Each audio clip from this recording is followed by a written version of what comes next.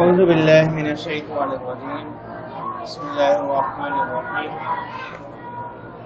لتبلغن في أموالكم وأنفسكم ولتسمعن من الذين أوتوا الكتاب من قبلكم ومن الذين أشركوا أذى كثيرا.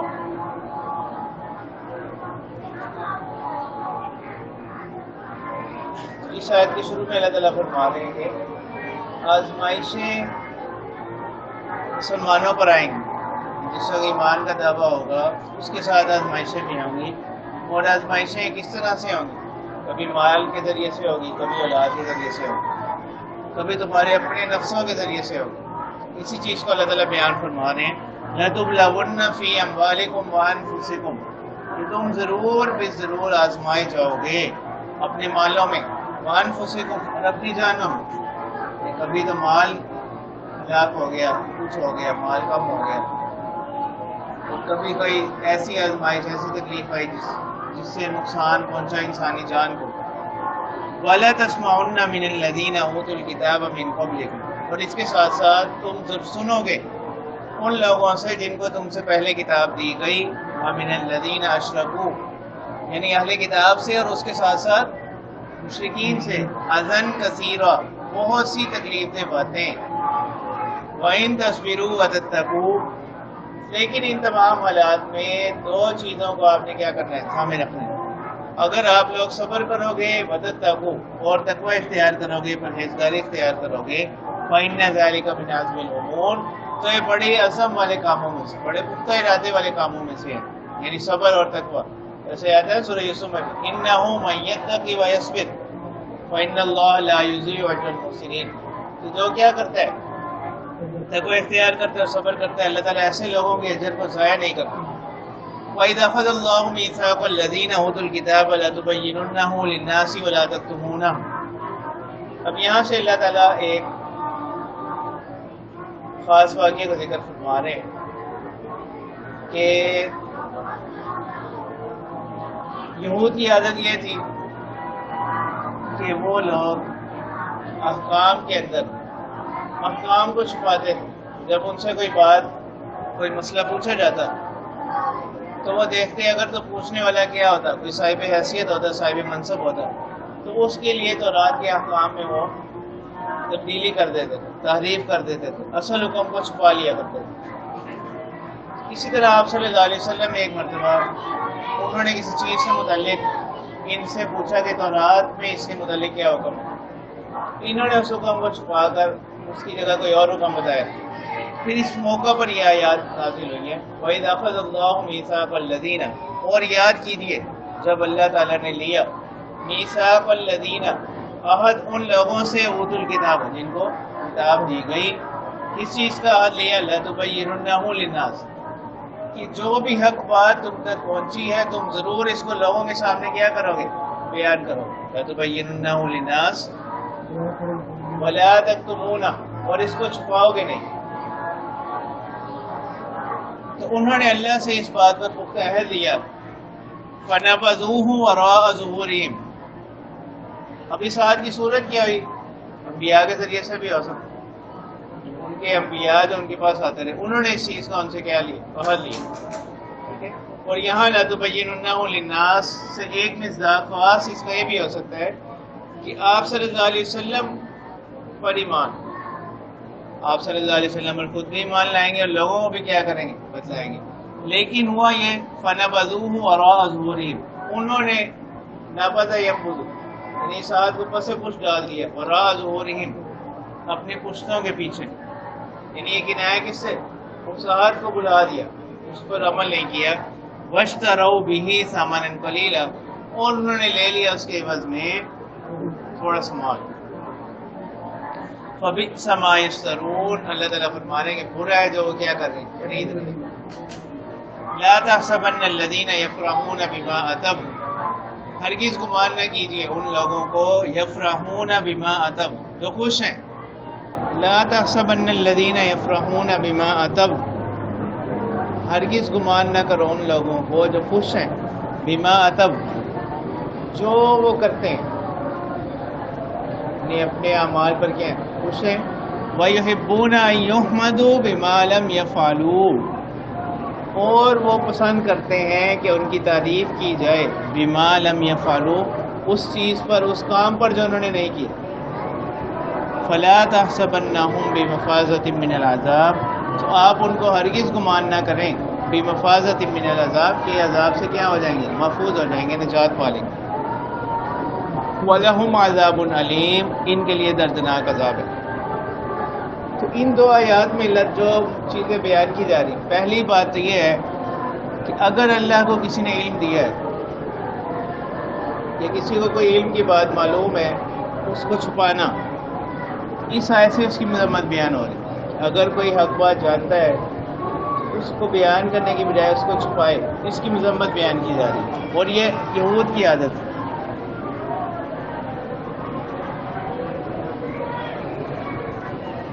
ہاں، لیکن یہ وہاں پر ہوگا جہاں پر حق بات بیان کرنا ضروری ہے، وہاں پر اس کو کیا کر لینا؟ چھپانا. اگر کوئی ایسی بہت سی ایسی چیزیں کہ جب اس کو پتہ ہے اگر یہ بات کیا کی جائے گی، بیان کی جائے گی، ظاہر کی جائے گی، تو جو اس کے مخاطب ہیں وہ اس کی حکمت کو نہیں سمجھ سکتے، جیسا کہ اجتہادی مسائل ہیں.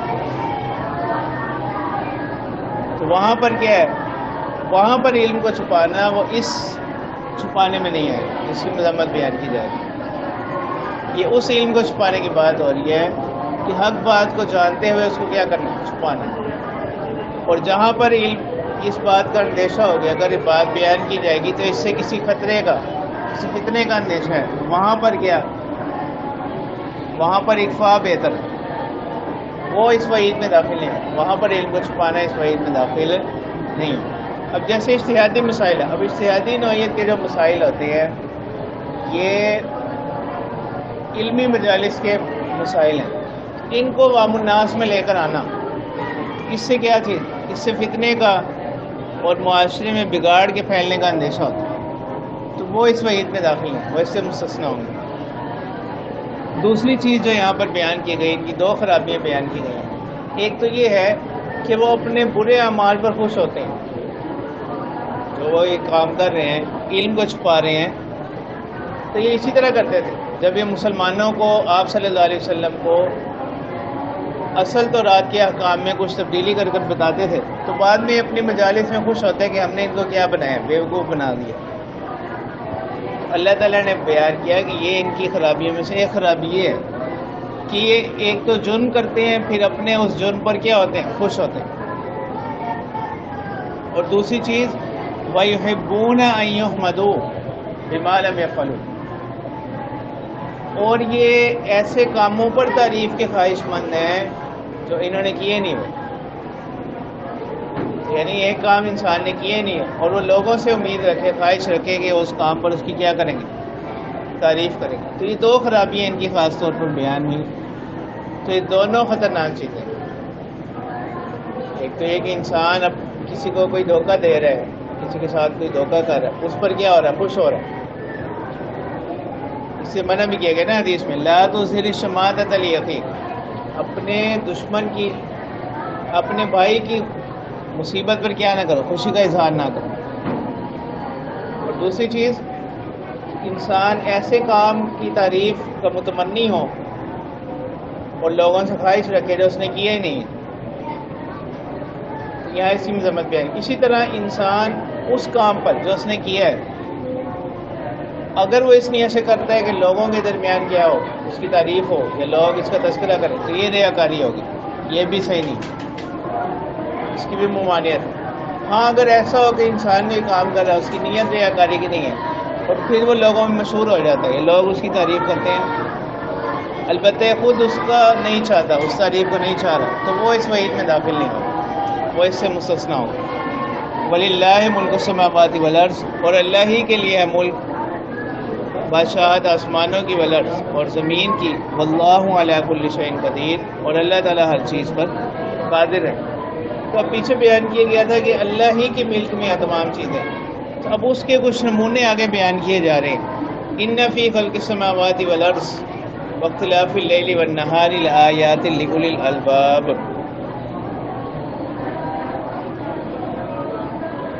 خلق کہتے ہیں کسی چیز کو پیدا کرنا، تخلیق کرنا، ایجاد کرنا. تو تو اللہ تعالیٰ فرما رہے ہیں بے شک آسمان و زمین کی تخلیق میں، آسمان و زمین کے پیدا کرنے میں، آسمان و زمین سے یہاں مراد، آسمان سے مراد تمام چیزیں جن کا تعلق اس کے ساتھ ہے، بلندی کے ساتھ، اور زمین میں وہ تمام چیزیں شامل ہیں جو کہ ہیں سفلیات۔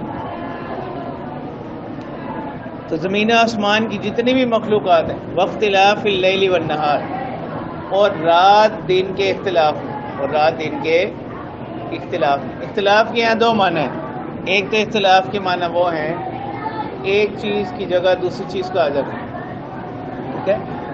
تو اختلاف کے یہاں معنی کیا ہوں گے؟ آنے جانے کے، واختلاف اللیل والنہار، رات دن کے آنے جانے میں۔ اور ایک اختلاف کے معنی یہ ہے کہ خود نفس رات اور نفس دن کے اختلاف میں، کہ کبھی راتیں کیا ہوتی ہیں، سردیوں میں راتیں لمبی ہیں دن چھوٹے ہیں، اور گرمیوں میں کیا ہے، دن لمبے ہیں راتیں چھوٹی ہیں، تو رات اور دن کا اختلاف ہو رہا ہے۔ ایک معنی تو اس کے ہیں، اور ایک معنی اس کے ہے کہ دن اور رات کا آنا جانا، یعنی دن کے پیچھے رات، رات کے پیچھے دن۔ تو یہ دو تفسیریں ہیں اس کی۔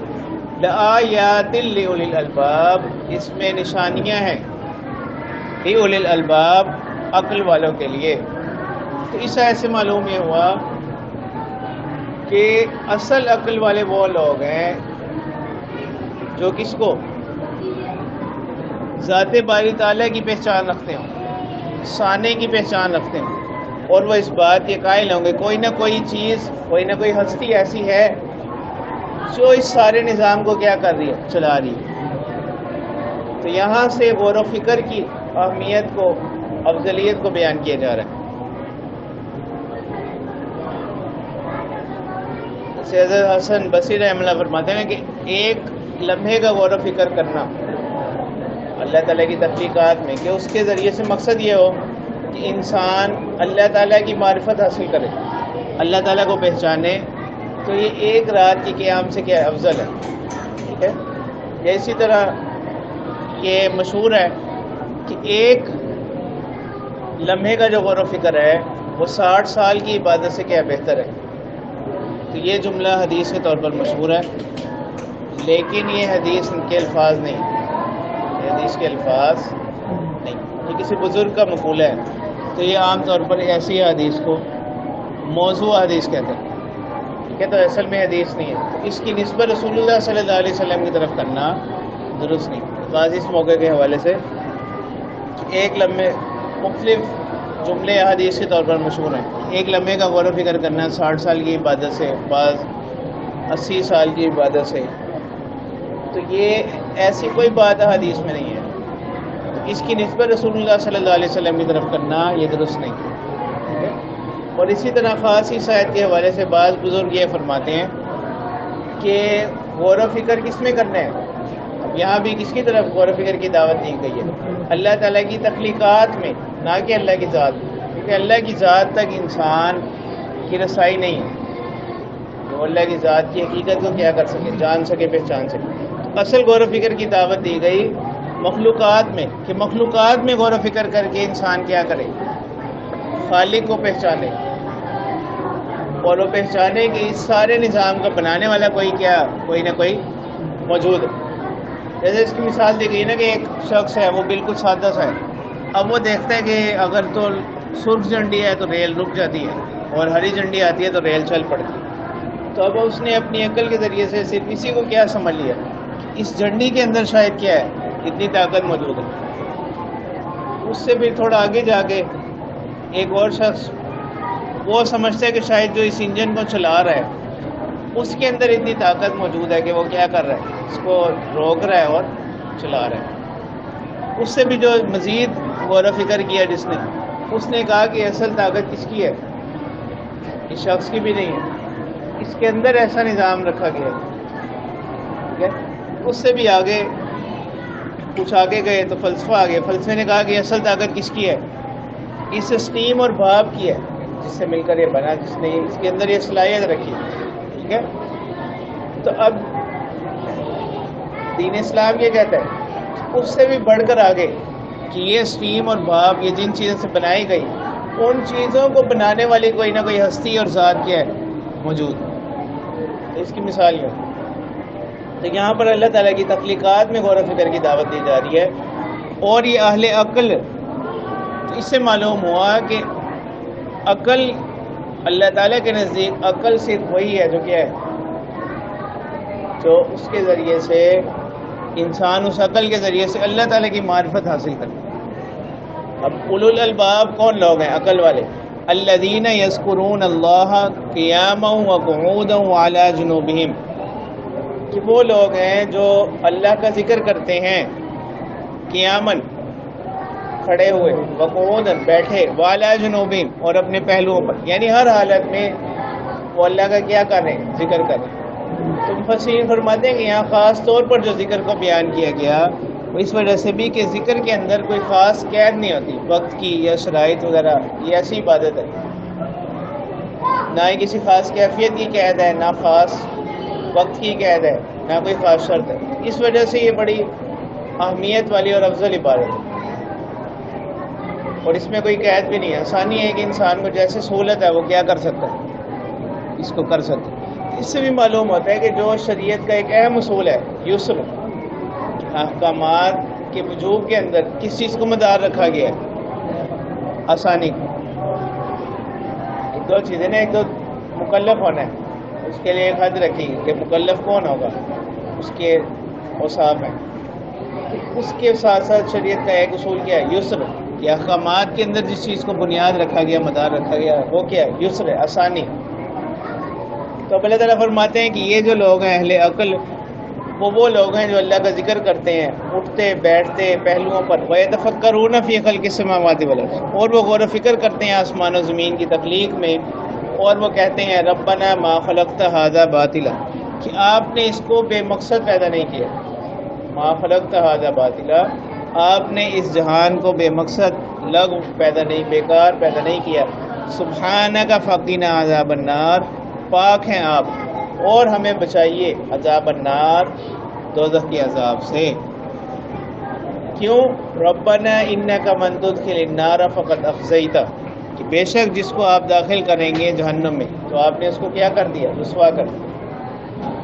وما للظالمین من انصار، اور اس دن ظالمین کے لیے، ناانصافی کرنے والوں کے لیے، ظلم کرنے والوں کے لیے کوئی مددگار، کوئی ساتھی نہ ہوگا۔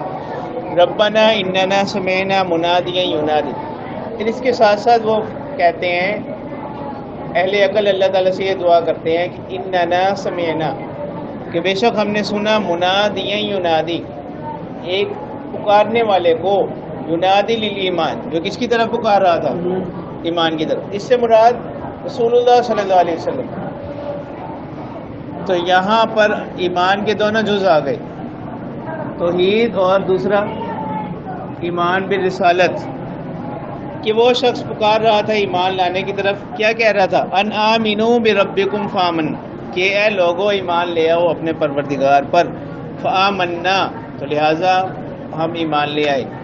ربنا فاغفر لنا ذنوبنا وکفر عنا سیئاتنا وتوفنا مع الابرار، تو اے ہمارے پروردگار اس ایمان کے نتیجے میں، اس ایمان کی برکت سے، فاغفر لنا ذنوبنا، ہمارے گناہوں کو کیا کر دیجئے؟ معاف فرما دیجئے، وکفر عنا سیئاتنا، اور ہماری خطاؤں کو مٹا دیجئے، وتوفنا مع الابرار، اور ہمیں موت نصیب ہو نیک لوگوں کے ساتھ۔ اور اس کے ساتھ ساتھ ربنا وآتنا، اے ہمارے پروردگار اور ہمیں عطا کیجئے، ما وعدتنا علی رسلک، وہ چیزیں بھی جس کا آپ نے وعدہ فرمایا اپنے رسولوں کے ذریعے سے، ولا تخزنا یوم القیامہ، اور آخرت کے دن بھی ہمیں کیا نہ کیجئے، رسوا نہ کیجئے، انک لا تخلف الميعاد، بے شک آپ وعدہ کے خلاف نہیں کرتے۔ فاستجاب لهم ربهم انی لا اضیع، اب یہاں سے جواب آ رہا ہے، صرف ایمان لانے کی برکت سے اللہ تعالیٰ فرما رہے ہیں فاستجاب لهم ربهم، ان کی دعائیں قبول کر لی ان کے پروردگار نے، وہ کیا ہے؟ انی لا اضیع عمل عامل منکم من ذکر او انثى، کہ ایمان لانے کے بعد لا اضیع، میں نہیں ضائع کروں گا، عمل عامل منکم، تم میں سے کسی عمل کرنے والے کے عمل کو، من ذکر او انثى، یعنی عمل کے اندر دونوں برابر، چاہے وہ کیا ہو، مؤنث ہو یا ذکر، مرد ہو یا عورت، بعضکم من بعض، اس لیے کہ تم میں سے بعض سے یعنی انسانوں سے انسان بنے. فالذین ہاجروا، اب یہاں تک تو نفس ایمان کی بات ہو رہی تھی. تو اب اللہ تعالیٰ اب ایمان لانے کے بعد کچھ اعمال کا ذکر فرما رہے.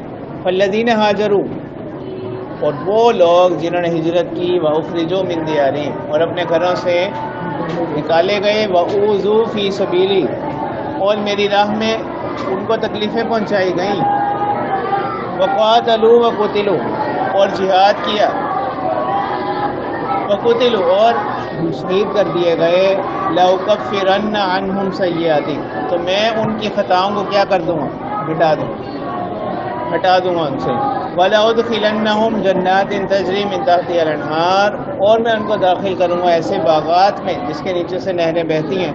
ثوابا من عند اللہ، یہ بدلہ ہے اللہ کی طرف سے. واللہ عندہ حسن الثواب، اور اللہ تعالیٰ ہی کی ذات وہ ذات ہے جس کے پاس کیا ہے، بہترین بدلہ ہے. لا یغرنک تقلب الذین کفروا فی البلاد، اب مسلمانوں کو نصیحت کی جا رہی ہے کہ کافروں کے پاس جو ظاہری کیا ہے، مادی اسباب ہیں، ان سے دھوکے میں نہ پڑے. لا یغرنک، یہ آپ کو دھوکے میں نہ ڈال دیں. تقلب الذین، یعنی ان کا پھرنا، آنا جانا. الذین کفروا، جنہوں نے کفر کیا، فی البلاد، شہروں میں. متاع قلیل، یہ سب کیا ہے، یعنی فائدہ اٹھانے کا سامان ہے تھوڑا سا. متاع قلیل، فائدہ اٹھانے کا تھوڑا سا سامان ہے. ثم مأواہم جہنم، پھر ان کا انجام کیا ہوگا کہ ان کا ٹھکانہ جہنم ہے. اور وہ جہنم کیسا ٹھکانہ ہے، بئس المہاد، برا ٹھکانہ. یہاں تک تو مجرمین کے انجام کو ذکر کیے گا.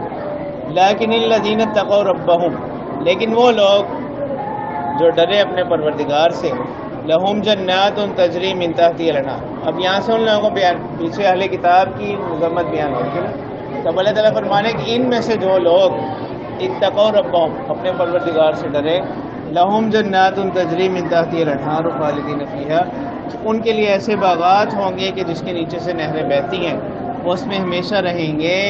نزلا من عند اللہ، اور یہ ان کا جو اعزاز و اکرام ہے کیا ہوگا، مہمان نوازی اللہ کی طرف سے. وما عند اللہ، اور جو کچھ اللہ کے پاس ہے، خیر للابرار، وہ بہتر ہے کس کے لیے، نیک لوگوں کے لیے. وَإِنَّ مِنْ أَهْلِ الْكِتَابِ لَمَن يُؤْمِنُ بِاللَّهِ، اور اہل کتاب میں سے بعض لوگ ایسے ہیں، لَمَن يُؤْمِنُ بِاللَّهِ، جو اللہ پر ایمان لاتے ہیں. وما انزل علیکم، تو یہ جو من آ رہا ہے یہاں پر، یہ کیا ہے، لفظ مفرد ہے، معنی جمع.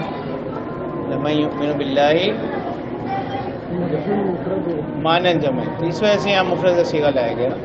لمن یؤمن باللہ، جو ایمان لاتے ہیں اللہ پر. وما انزل علیکم، اور جو اتارا گیا آپ کی طرف. وما انزل علیہم، اور اس پر بھی جو نازل کیا گیا ان کی طرف، یعنی تورات اور انجیل وغیرہ، دونوں پر وہ کیا کرتے ہیں، ایمان لاتے ہیں. خاشعین للہ، اللہ سے ڈرتے ہوئے، اللہ سے. لا یشترون بآیات اللہ ثمنا قلیلا، اور وہ اللہ کی آیات کو نہیں بیچتے، ثمنا قلیلا، تھوڑے ثمن کے عوض، یا وہ نہیں لیتے اللہ کی آیات کے عوض میں تھوڑا سا ثمن. جیسے حسن بصری رحمہ اللہ فرماتے ہیں کہ آیات الہیہ کے مقابلے میں اگر دنیا جہاں کی بھی تمام دولت کوئی لے تو وہ کیا ہے، ثمن قلیل. اولئک لہم اجرہم عند ربہم، تو یہاں ثمن قلیل کا ذکر کس لیے ہے، اس فعل کی قباحت کو بیان کرنے کے لیے، اس کی شناعت کو بیان کیا، یعنی بطور قید کے نہیں ہے. ثمن قلیلا بطور قید کے نہیں ہے کہ کیا اگر ثمن کثیر ہے تو پھر کیا ہوگا، یہاں یہ اس کی قباحت کو بیان کیا. اولئک لہم اجرہم عند ربہم، یہی لوگ ہیں ان کے لیے اجر ہے ان کے رب کے ہاں. ان اللہ سریع الحساب، بے شک اللہ تعالیٰ کیا کرنے والے ہیں، جلد حساب دینے والے ہیں. یا ایھا الذین آمنوا اصبروا وصابروا ورابطوا واتقوا اللہ لعلکم تفلحون. اس سورت کے آخر میں اللہ تعالیٰ اہل ایمان کو نصیحت فرما رہے، اے ایمان والو، اصبروا، دشمن کی طرف سے جو تمہیں اذیتیں آتی ہیں اس پر کیا کرو؟ صبر کرو. وصابرو، صابرو کے یہاں معنی یہ ہے کہ دشمن سے مقابلے میں مضبوط رہو. اس برو یعنی ان کی طرف سے جو مصیبتیں ہیں اس پر صبر کرو. صابرو اور ڈٹے رہو، مضبوط رہو. ورابطو اور تیاری کرتے رہو. رابطو اور تیاری کرتے رہو. اور پھر آخر میں اہم چیز، اہم حکم جس پر اس صورت کا خاتمہ فرمایا وہ یہ کہ واتقوا اللہ، ان تمام کاموں میں جو اہم چیز ہے وہ کیا ہے؟ اللہ سے ڈرو. لعلکم تفلحون، تاکہ تم فلاح پاؤ، کامیابی حاصل کر سکو. تو یہاں تک یہ جو ہے بحمدہ تعالی سورۃ آل عمران یہ مکمل ہوگی. 200 آیات تک اس کی پوری ہوگی.